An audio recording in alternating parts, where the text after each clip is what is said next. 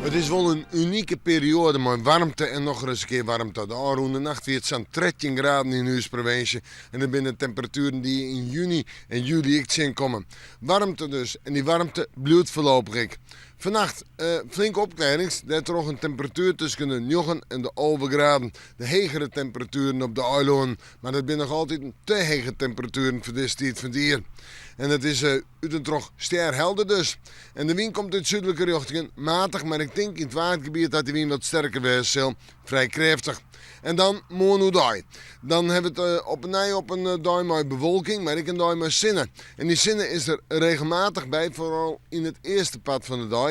Het tweede pad van de dag, steeds meer in de midden, komt er meer en meer bewolking. Maar, zoals het nou lijkt, blijft het on de junta droeg.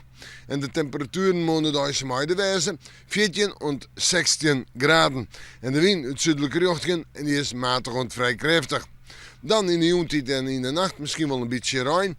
En het fruitjoch op baasje, tongetje, vrijt nog altijd een hege temperatuur. Baasje zijn 14 graden, tongetje en vrijt zijn 15 graden. Baasje en tongetje droeg waar. En op vrijt hebben we ons op rein, uit een droog rein. Maar een soort wetter, nou ik denk 2-3 mm. En daarna komt weer een prima weekend. Maar we moeten morgen maar weer even in het waarsje.